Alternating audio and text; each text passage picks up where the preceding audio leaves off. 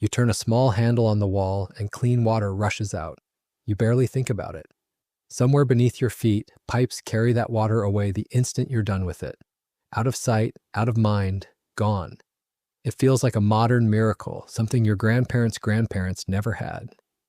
But 4,000 years ago, in a city on the banks of the Indus River, people were doing almost exactly the same thing. They had covered drains running beneath every street. They had private bathrooms in ordinary houses. They had a system so advanced that archaeologists who found it assumed at first that it had to belong to a much later civilization. It didn't. And the truth about who built it and why goes back thousands of years, and it's stranger than you think. Picture the city of Mohenjo-daro around 2500 BCE, wide streets, laid out in a grid, running almost perfectly north to south, east to west, as if someone had planned the whole thing on a drafting table instead of letting it grow the way most ancient cities did. Messy and accidental over centuries. Baked brick houses, some 2 stories tall, packed close along those streets. And underneath almost every one of them, a small sloped channel carrying wastewater from the home into a covered drain running beneath the street. Not a ditch, not an open sewer, the kind that would still be common in European cities 3,000 years later. A covered, engineered drainage network connecting private homes to a shared public system, complete with sump pits along the route so the whole thing could be cleaned out without tearing up the street. Most ordinary houses had their own bathing area, a small brick-lined platform built to drain outward. Many had a toilet, a simple seat positioned directly over the channel that led to the street. This wasn't a palace. This was a city of ordinary people, and even the ordinary people had plumbing. Walk down one of those streets today, and you'd still see it. Rows of brick homes, doorways opening onto lanes wide enough for carts, manholes, real manholes, spaced along the main drains so workers could climb down and clear a blockage. Weep holes built into the walls to keep rainwater from pooling against the foundations. It's the kind of infrastructure you'd expect a city planning committee to argue over today, not something you'd expect to find intact under 4,500 years of dust. Here's the thing that should stop you cold. When the ruins were first uncovered in the 1920s, the excavator in charge, John Marshall, didn't quite believe what his team was looking at. The city predates the pyramids of Giza by a matter of centuries, and predates most of what people picture when they hear the words ancient civilization by well over 1,000 years. And yet its sanitation was, in some ways, more consistent and more widespread than anything Rome would build. Not more advanced in every sense, but more evenly distributed. Almost every home had access to it, not just the wealthy. So why does a Bronze Age city with no concept of germs, no microscopes, no understanding of bacteria, build something like this? The easy answer is comfort. The real answer is survival, and it's more calculating than you'd expect. Standing water breeds disease. Waste sitting in the streets breeds disease. The people of the Indus Valley couldn't have named the mechanism, but they had clearly learned the pattern through hard experience, generation after generation. Cities that didn't manage their waste got sick. Cities that did, didn't. That knowledge, paid for in bodies, got built directly into brick and mortar. And once you see it that way, the drains stop looking like plumbing. They start looking like a memory, cast in clay, of every plague that came before. But something even stranger is going on here, something that goes deeper than hygiene. This civilization, called the Harappan civilization by archaeologists, after the sister city of Harappa, left behind almost no evidence of kings, no grand tombs stuffed with gold, no towering monuments built to glorify a single ruler's name. Compare that to Egypt, where the pyramids exist because pharaohs poured a nation's labor into their own eternity. The Indus Valley people, as far as we can tell, poured their labor into something else entirely. Into drains, into wells, into public infrastructure that served everyone equally. What does it mean when a civilization's greatest architectural achievement isn't a monument to one man, but a system that serves an entire city, invisibly, underground, expecting no credit? The archaeologist Jonathan Mark Canoyer, who has spent decades excavating Harappan sites, has pointed to something telling in the layout itself. The drains weren't an afterthought added after the city was built. They were planned into the city from the very beginning, before a single house went up. Urban planners, in the modern sense of the word, 4,000 years before urban planning had a name. Every street was positioned with drainage in mind. Every home was connected before it was ever lived in. That's not a lucky accident.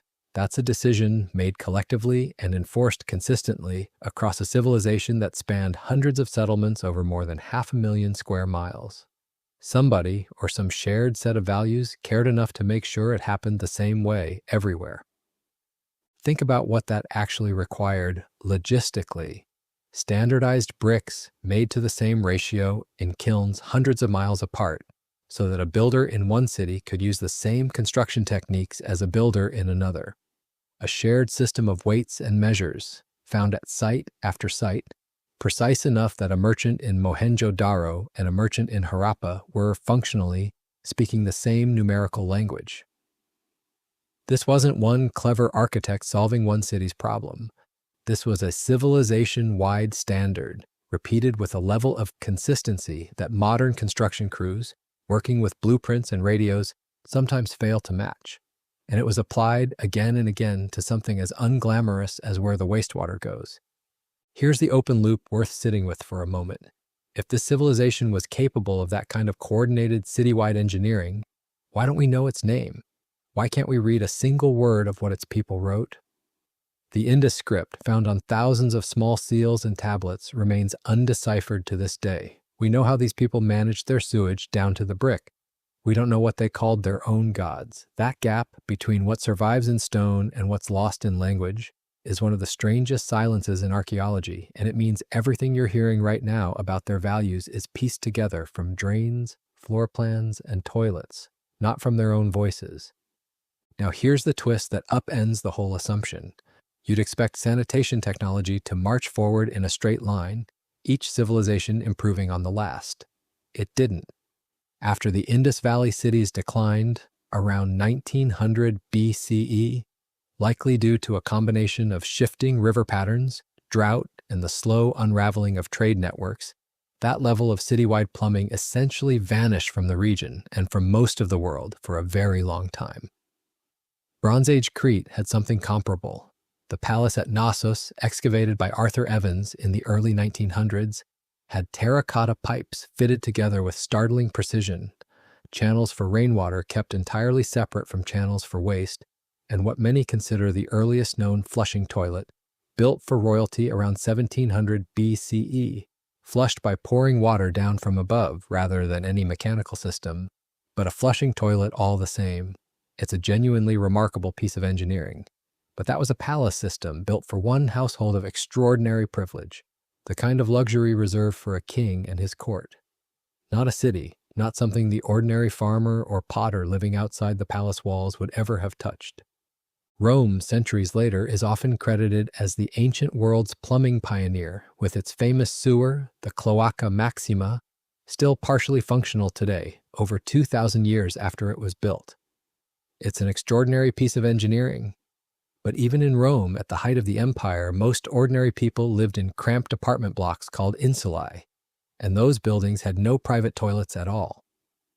People walked to shared public latrines, sat in long rows of open holes, sometimes with strangers on either side, or, more commonly than you'd want to imagine, simply threw waste out the window into the street below, which is precisely why Roman law included specific penalties for anyone struck by falling refuse from above. It's a genuinely uncomfortable thought. The average person in Mohenjo-daro 4,000 years ago walking to a private toilet inside their own home may have had more reliable access to dignified sanitation than the average person in Rome, at the peak of one of history's most celebrated empires. Progress, it turns out, isn't a straight line upward. It's a series of peaks and valleys, and sometimes the peak comes first and gets forgotten. Why did it get forgotten? Partly because knowledge is fragile in a way that stone isn't. A drainage system only survives if the society that understands it survives too. Generation after generation, engineer teaching apprentice, city government enforcing the standard. Break that chain through drought, through migration, through the simple collapse of the institutions that maintained it, and the knowledge doesn't fossilize. It just stops. The bricks stayed in the ground for 4,000 years, buried under silt. As the river shifted course and the population drifted away toward smaller, scattered settlements. The reasoning behind them, the training, the civic will to build it into every single home, that vanished within a few generations of the city's emptying out. Later settlements built on nearby land, sometimes over the very same ruins, without the faintest idea of what lay beneath the surface, or what had once been achieved there. What you're looking at in Mohenjo-daro isn't a starting point on a timeline of progress. It's a peak that came shockingly early and was lost so thoroughly that entire empires afterward would rebuild worse versions of it from scratch, unaware they were repeating a solution someone had already perfected and then lost 1,000 years before their own civilization was even founded. Consider what it actually took to pull this off, beyond the engineering. It took a shared civic expectation, something closer to a social contract than a royal decree. Every household connecting its private drain to the public one only works if every household actually does it consistently for centuries, and if every new house built along the street follows the same rule as the houses on either side of it. There's no evidence of an emperor issuing that order, no temple inscription commanding it, no statue of a ruler pointing toward a sewer grate. It seems to have simply been how things were done, absorbed into the culture itself, the same way you might absorb the idea that you flush after you're done, without anyone reminding you today, without a law forcing your hand. That kind of consistency, without centralized enforcement, is almost harder to explain than the bricks themselves. It suggests a level of shared identity and cooperation across an enormous territory, hundreds of miles of river valley, dozens of separate cities, that most people don't associate with the ancient world at all. An ancient world they still tend to picture as scattered tribes and warring kingdoms rather than a quietly cooperative civilization solving the same unglamorous problem the same way, everywhere, for centuries on end. And here's where it comes back to you standing in your own bathroom, water running down the drain without a second thought. You are, in this one specific and very unglamorous way, living closer to the values of Mohenjo-daro than to the values of ancient Rome. Not because anyone copied their blueprint, nobody did, not directly. The techniques were lost for millennia and rediscovered independently, city by city, engineer by engineer, as denser urban life forced the same problem to be solved all over again, first in fragments in medieval towns that still dumped waste into open streets, then more seriously in the 1800s, when cholera outbreaks in cities like London finally forced governments to build sewer systems out of sheer necessity, the exact same lesson the Indus Valley had already learned and quietly encoded into brick 4,000 years earlier. It raises an uncomfortable question about what else might be sitting under the ground somewhere, already solved once, already forgotten, waiting for someone to dig it up and rediscover it as if it were new. The idea that clean water and waste removal shouldn't be a luxury reserved for the powerful, that every home deserves the same basic dignity, is one that a Bronze Age civilization figured out first, built into brick and then lost so completely that it took the modern world thousands of years and countless preventable deaths to catch back up. So the next time you turn that handle on the wall and watch the water disappear, remember what's really running beneath your floor, not just pipes, an idea old enough to predate the pyramids, buried once, forgotten once, and quietly, invisibly rebuilt.